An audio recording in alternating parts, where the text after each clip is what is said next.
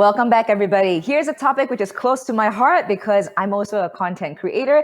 Here is feeding the masses. Appetite for content creation erupts. Despite being a young industry, the creator economy is quickly becoming one of the fastest growing types of small business thanks to a media savvy generation of both content creators and consumers alike. Easy to adopt, highly adaptable, widely accessible, and most importantly, highly palatable to diverse audiences. It's no wonder that this dynamic shift is being lauded as the future of marketing. Join our panelists as they discuss some of the hottest trends and how businesses can leverage social media engagement for growth benefits across a variety of areas. So listen in to our panel speakers who are Eugene Choi, CEO of Collab Asia, Althea Lim, Group CEO of Gushcloud International, Sarika Tulsyan, Chief Revenue Officer of Pops Worldwide, and as the moderator, Lee Williamson, Regional Editor Director of Generation T Tatler Asia Group. Can't wait to hear what you guys have to say. All the best and enjoy the conversation, everyone. Thank you, Lenora. Good morning and welcome to this panel discussion titled Feeding the Masses, Appetite for Content Disruption Erupts. My name is Lee Williamson. I am a content creator and I'm also the Regional Editorial Director of Generation T, Tatler Asia's community-focused content and event platform for the leaders of tomorrow. And joining me this morning to discuss this topic are three fellow devotees to top drawer content. First off, Eugene Choi, top left on your screen, is CEO of Collab Asia, one of Asia's fastest growing digital content agencies and talent networks with 3,000 creators and 400 corporate clients on the books.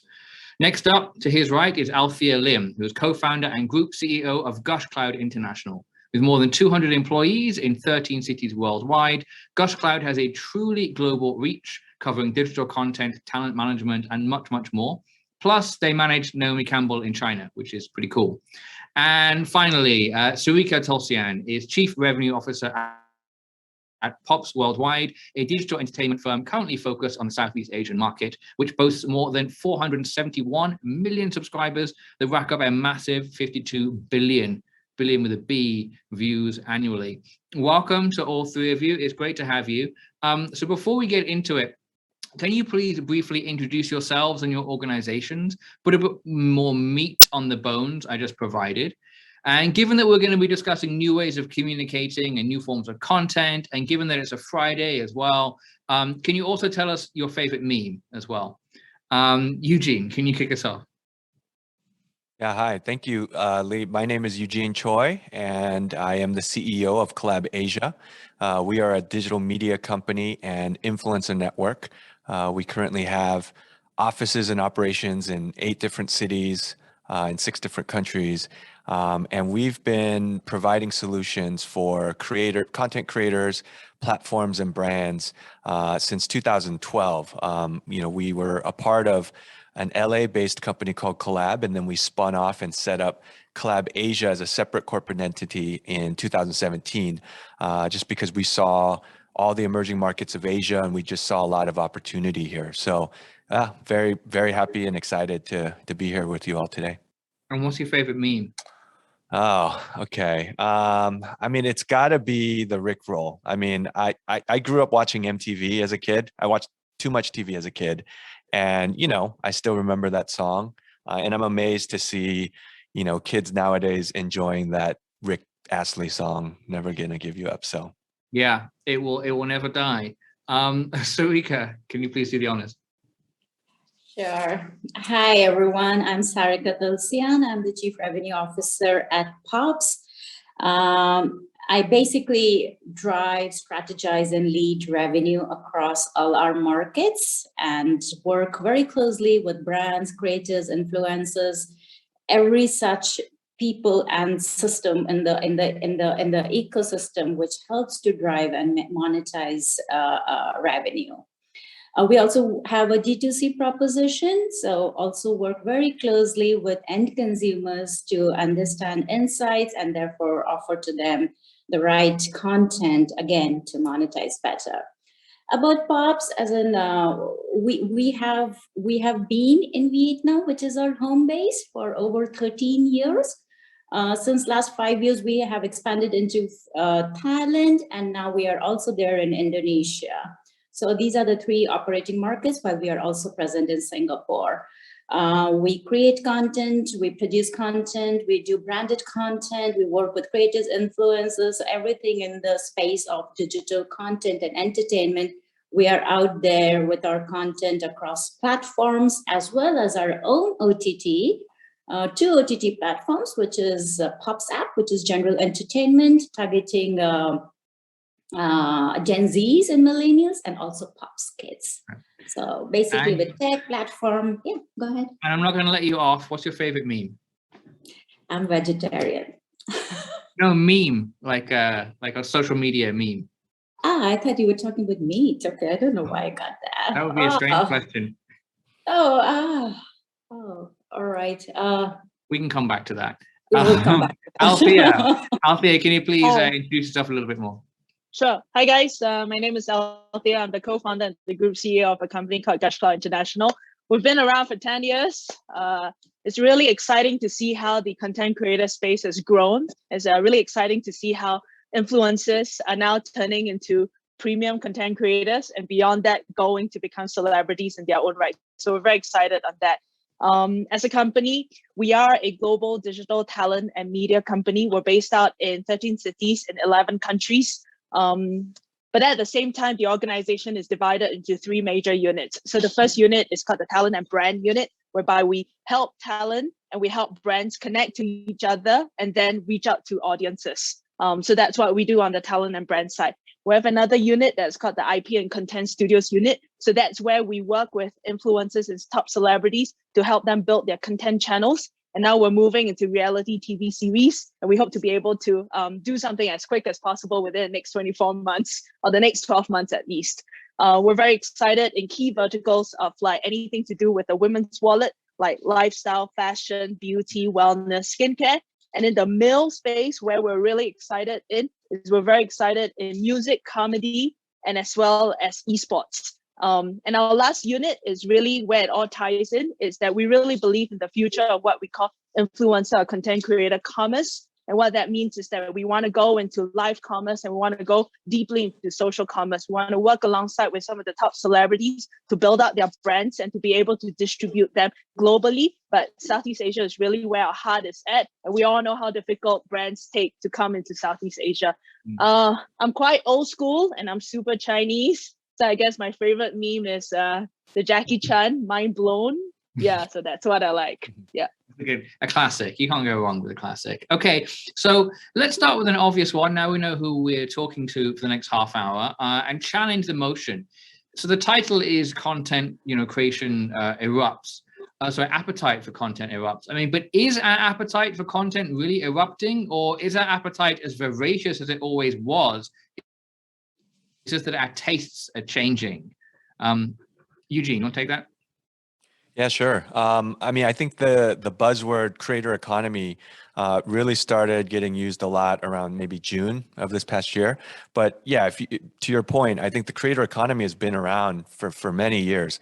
I think it's just now there's a bit of a turning point where there are so many other platforms emerging, and so many other even creator-focused tools and startups emerging, where it has shifted the conversation a bit. Before, platforms would basically have people come give their content for free, and then the platforms would make all the money and give nothing in return. But nowadays, these creators are really building solid, loyal audiences. And then when they migrate to, let's say, another platform, they actually take those audiences with them. So I think these platforms are starting to pay attention. Investors are starting to pay attention. I read that investment into creator economy startups are on track to reaching $5 billion this year, 10x of what it was last year.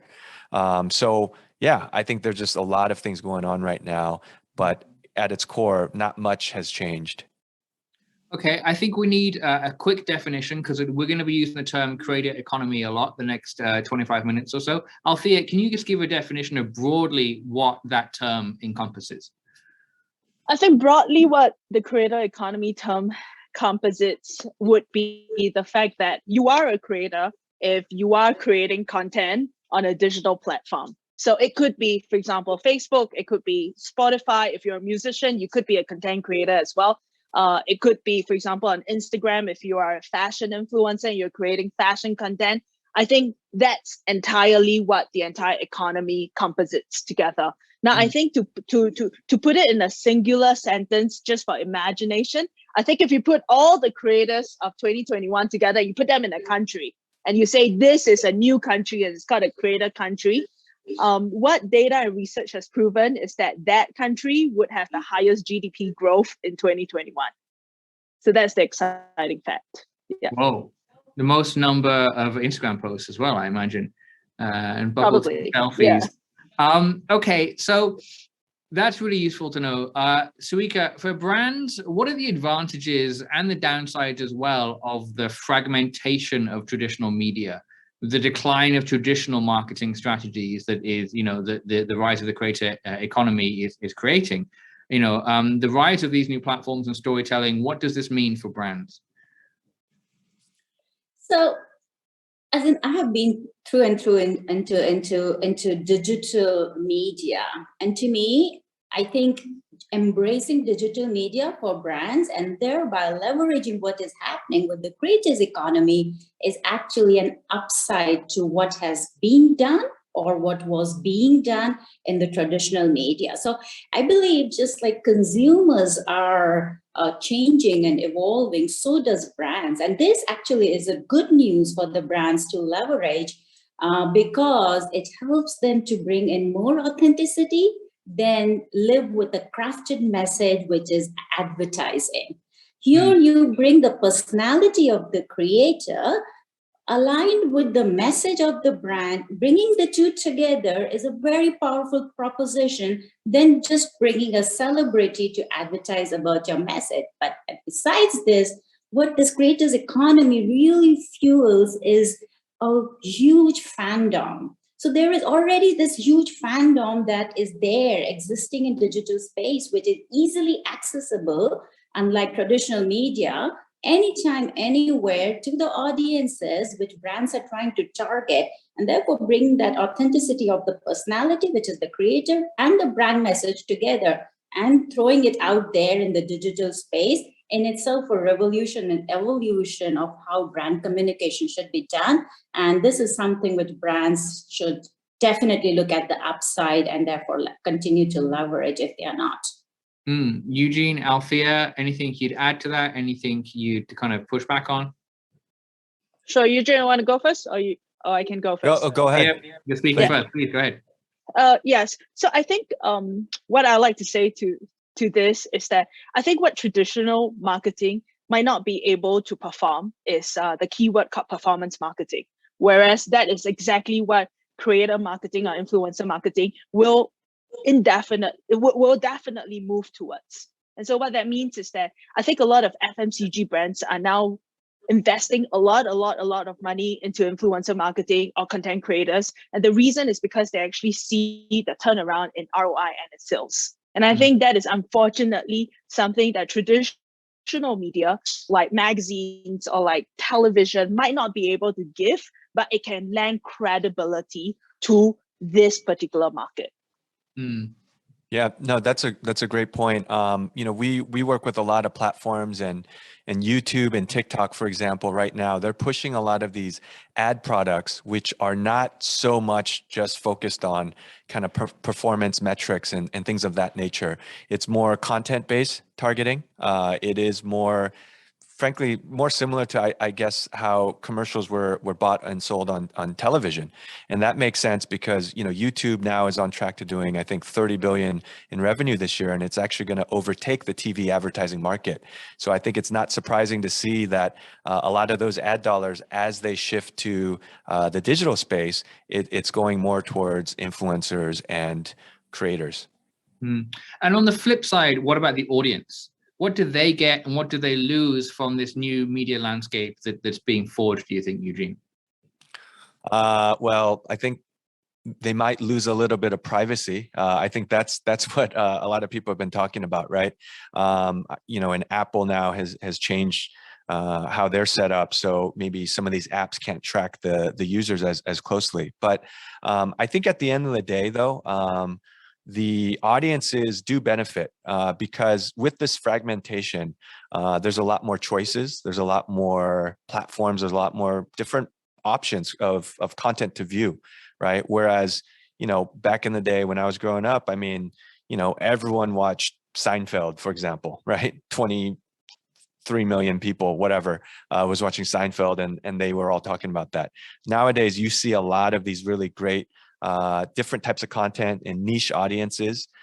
So I think at the end of the day, the viewers, they have a lot more choice and they have a lot more different types of content, short form, long form. So it's ultimately good for them. Right. I think that was beautifully illustrated in a little microcosm a week or so ago when Kim Kardashian hosted SNL, if anyone saw that, where she has hundreds of millions of Instagram followers. And she was like, how many people watch this? 10 million? So tonight, let's just chill out, relax, take it easy. It's a really funny example of how things have switched since the 90s in terms of like where the audience is. So fragmentation means more choice. You can find your niche. Althea, what else? What are the other benefits and the other drawbacks?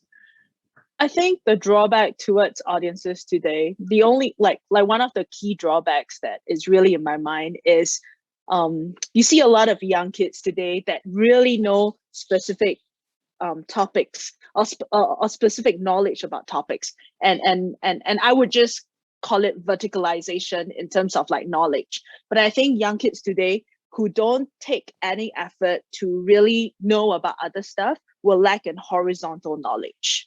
And I think that is just with the entire AI. For example, if I love fashion and I just follow a lot of fashion influencers or fashion content creators, I mean, all the platforms are just going to feed me more and more. And the reason is because then they hold me on the platform tighter.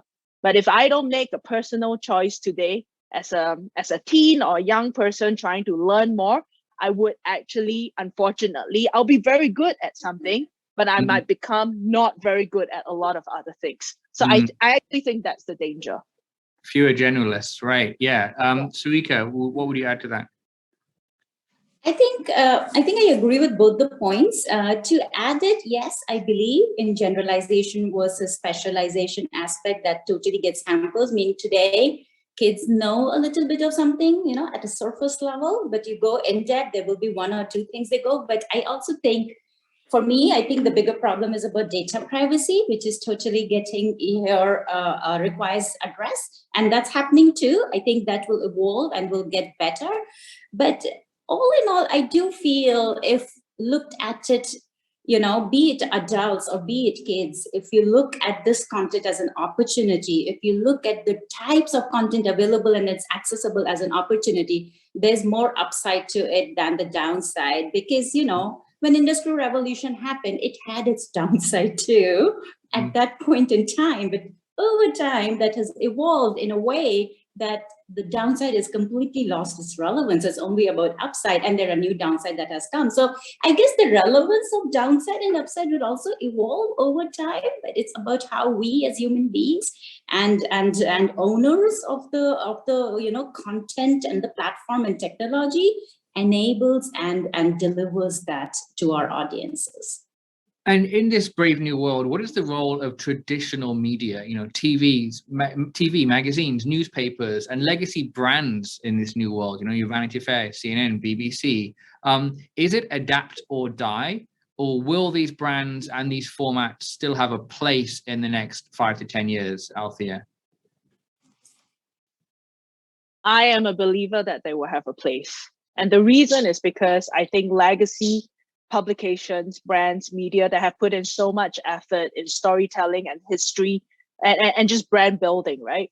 I think that there will be a place because what they can do that unfortunately some of the digital platforms cannot do is deliver trust in that sense. And I think trust is a very important emotion to the audience at the end of the day. So if I'm like for example, if I look at the Met Gala, I would trust that in that sense, compared to if a content creator were to create kind of like a gala event like that. So I think how traditional media should move towards would be to have, without a doubt, an online presence, and to continue interacting with what I call the upcoming celebrities, and definitely they will be in the content creator space. And I think that's where the both worlds will kind of like mix more and more together. Right. So, legacy brands, they have the trust, they like the authenticity and the kind of approachability. Eugene, how else will legacy brands and formats adapt or not adapt moving forward? Yeah, I totally agree. They will adapt. I don't think they will survive. I don't think they will die because ultimately there's going to be a lot of consolidation, right? Anytime you see a lot of disruption and you see new players emerge, well, maybe some of the legacy brands or the legacy media companies will just simply acquire them just because they've built so much scale and whatnot over time. So we already see evidence of this, right? We see a lot of, like AT&T merging with Warner Brothers and, telecom companies and film studios and other, media conglomerates all consolidating. So yeah, I think a part of that is because there is definite value in these different brands. And if they're having a tough time, I mean, well, they'll probably maybe partner up or merge with some of the newer players. Right. Would you add anything to that, Sarika? I certainly think they will coexist, meaning the legacy brands and the value that they offer will definitely be there. Will they adapt and become more digitized and therefore deliver, whether it's through collaboration, whether it's through acquisitions? That's definitely the way to bring them to life. But considering they have overcome decades and decades of doldrums and adaptations, that digital is not going to completely kill them at all. They are stronger than that to adapt themselves, and whether they exist in a print form or do they completely become digital, but the brand will exist and will continue to deliver content. I am checking for your audience questions. I've seen a couple have come in already. Please do continue to send them, and I'll make sure that we keep 5 minutes at the end at least for audience questions. So please do continue to submit your questions. So we touched upon it a little bit before, but brands who are looking to jump on board with the creator economy and go all in, how can they do this? What should they do? What should they very much avoid doing? What are the pitfalls, Althea? We've seen quite a few public examples of brands getting it wrong, right? How can brands get it right? I think the first thing that a brand should really do would be to work with an agency that, really has a tech platform, or like an agency like all three of us. Yeah, sure. And I think it's because we already have deeper insights into the creator economy, and that we will be able to help them navigate through. And the reason is because today, it's very noisy in the creator economy. If you want to look for a fashion influencer, and you have a young intern looking for that, or you have a young marketing exec, what's going to happen is that they're going to go into like a wormhole, because there will always be someone better and better and better and better. I think that's the first point. The second point is the negotiation of rates. I think this is really where you need, once again, agencies like us to try to step in for you to help navigate that process. And then the last is really having the do's and the don'ts and be very clear on that, by making sure, like, for example, the influencer likes the product before posting, and I think all these are very important with regards to like brand authenticity. An intermediary. Eugene, I want to change track a little bit. What about audio? So we've been talking a lot. I think, a lot of people think of creator economy, they think of Instagram influencers and so on. But, smart speakers, podcasting in particular is a big part of the creator economy in the West, but in Asia has yet to take off to the same degree. It looks like that's about to change. There's been a lot of growth and investment in the space in this region in the past year or so. Where does audio fit into the creator economy moving forward? Yeah, podcasting is something that we've been looking at for about a year or two now. We're working with Spotify in Southeast Asia, actually, specifically in Indonesia and Philippines, on kind of helping them, really promote podcasting in Asia. It's still early. It's definitely not at the levels that we see in America. I think what you see in America is a lot of these celebrities, like ex-NBA players, for example, it's tough for them to become a YouTuber and, film all day and then edit a 10-minute vlog, right?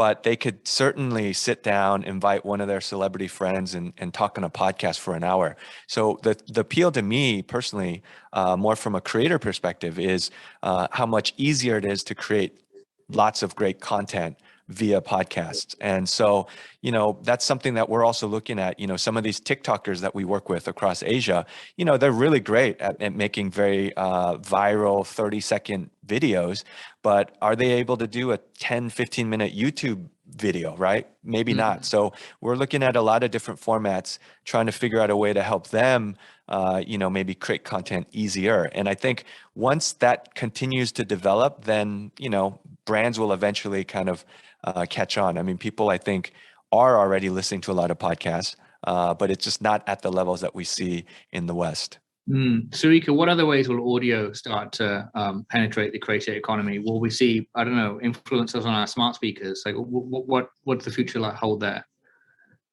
I definitely think in Asia, it's at its early stage.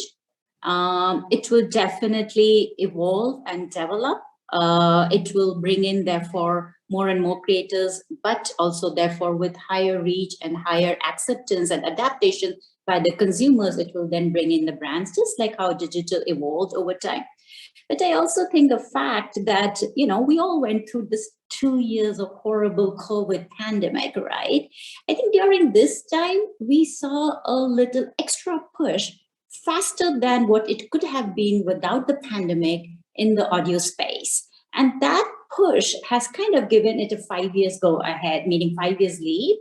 And that, I think, will help for an easier adaptation and easier acceptance, and therefore monetization eventually. But I completely agree with Eugene. Different platforms offer different delivery module, and the creators cannot easily adapt to each of it. A 6-second TikToker cannot do a 15 minutes video, or a video guy cannot just speak behind the walls and be an audio podcaster. So definitely talents will have more and more opportunities. Right now, I guess it's a era of video talents who can be, pretty productive and engaging on the camera. I guess this will also take over people who can talk well, and if they can talk behind the walls and the conversations can be heard, that will lead to another level of evolution and growth. Some people are just better long form and are long-winded, such as myself. And I'd like to take this opportunity to plug my podcast, Crazy Smart Asia, where we explore the unexpected stories of Asia's disruptors. Check it out where you get your podcasts. Now, I couldn't talk about the future of content with you three without talking about the metaverse. I'm not going to call on any one person here because I don't know who is the new designated expert on the metaverse. But if anyone wants to take this question, just how big is it going to be? And are your organizations already making plans on how to conquer it? I'll throw that there, whoever wants to answer that.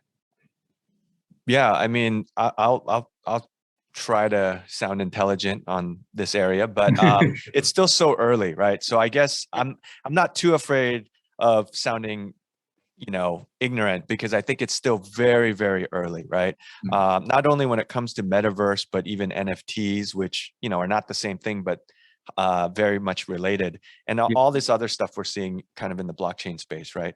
Blockchain has obviously impacted, currency and the financial sector. But yeah, we're definitely starting to see more of the impact of these type of new technologies and platforms in our space, right? Namely with metaverse and NFTs. So I think there's going to be multiple metaverses. There isn't going to be one.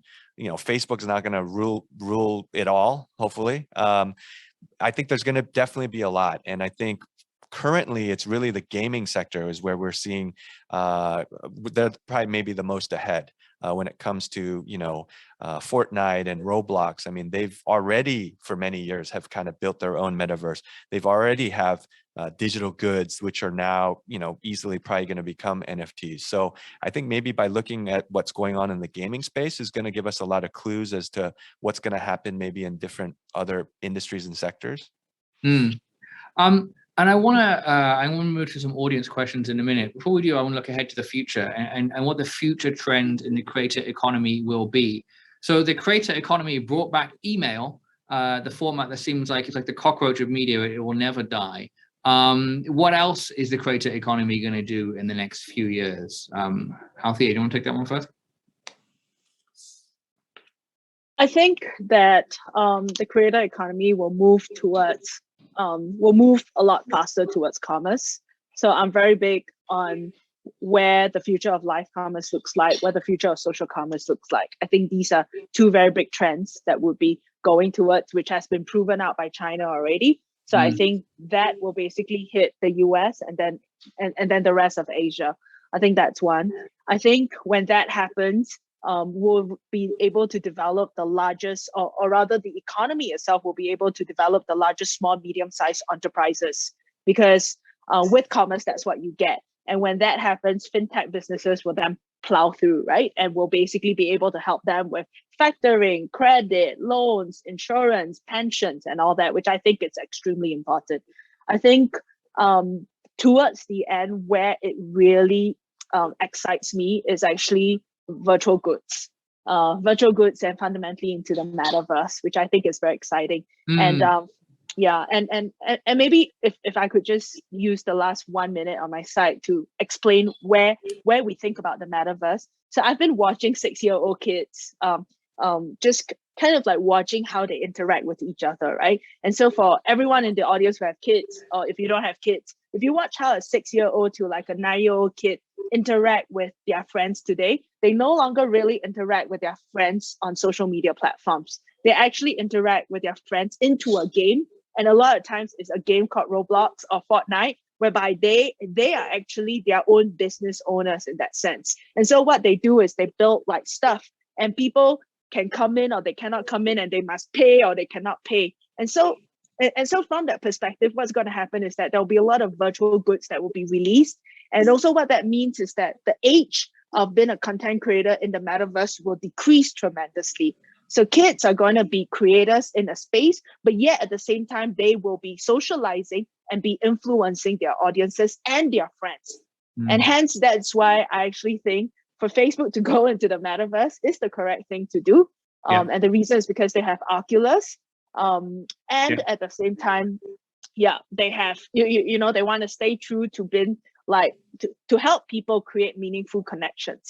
Yeah, I would love to throw that same question to Sarika and Eugene as well, but I'm conscious of time and I want to get to some audience questions. So I'm going to do that right now and ask this to Eugene. How sustainable is the creator economy industry? Do you envision a shift down the road, or is this here to stay and grow even bigger? Basically, are we going to reach saturation point at any time soon with the creator economy? No, I don't think so. The creator economy right now is largely driven by advertising still. And if you look at what's happening in advertising, digital advertising is growing at a much faster rate than, advertising as a whole.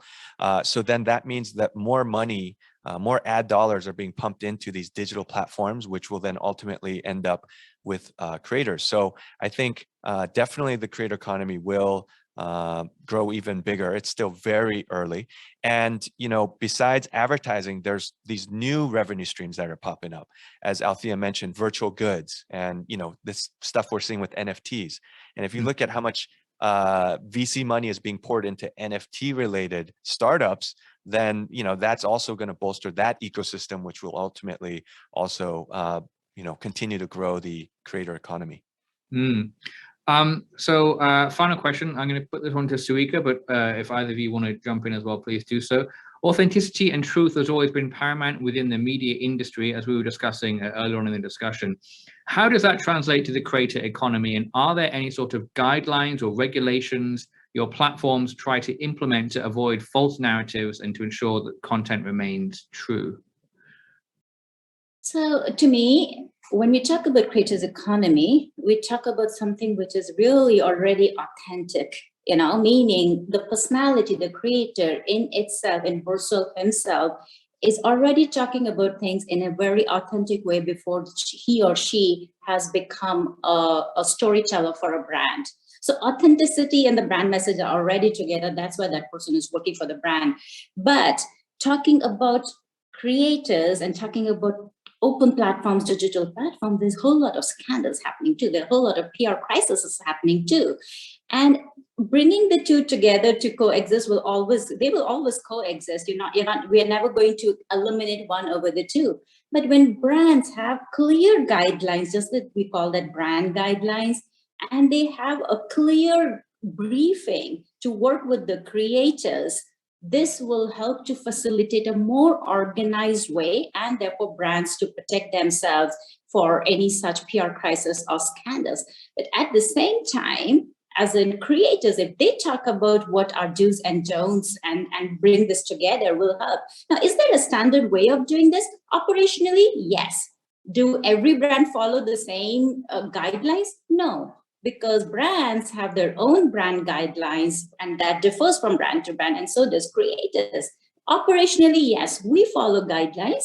We ensure brands are protected as much as creators are protected, so that it strengthens both, because once they are both strengthened and empowered, it helps the whole economy to grow and prosper. So operationally, yes, again, brand to brand different, creator to creator different, bringing it all together and helping it a smooth process is something that's our job. And I think all of us, and I think Althea as well as Eugene will talk about it more, but I think we all have been doing this from day one. And I think we will have to continue to do, because it's an open platform right now we are talking about. So this will evolve and continue to grow. Something we could get into for another whole 30 minutes. We are running out of time. 10 seconds each. If the audience takes away one insight from this panel, if there's one thing you want them to remember about the creator economy, what would it be? 10 seconds or less. We are out of time. Sarika. I think it's going to be bigger and better. The authenticity that it brings into the brands and to the audiences is something that both sides can learn and grow and continue to get bigger and better. Take advantage of the digital platforms, take advantage of metaverse, NFTs, and all digital currencies that are happening to make it bigger and better. Great. Eugene. Yeah, it's still super early. I think a year from now, if we have the same conversation, the whole creator economy landscape and the whole digital landscape is going to look completely different. So yeah, it's a full-time job, just kind of keeping up with what's going on and all the new news that's coming out. Althea, final 10 seconds belongs to you. Final thought for the audience. I think if you were to go back with something, it would just be the fact that the creator economy is early, it's evolving, so just join. Just jump right in. That's it. Jump right in. And on that note, thank you so much, Sarika Tulsyan, Eugene Choi, Althea Lim. It's been a real pleasure, and I'll hand it back over. Thank you so much. Thanks, Lee. Thank you. What an invigorating conversation. Thank you so much, Lee, Sarika, Althea, and Eugene. Just to reiterate, creator economy is here to stay. It's very early. It's growing. Take advantage of the metaverse, digital platforms, and NFTs. As Sarika was saying, if you can speak well behind a wall and carry a good conversation, you have something in the content space. And with that, I'm going to plug, you can head over to my YouTube channel, which is Lenora Low. And we'll be right back with our next panel discussion.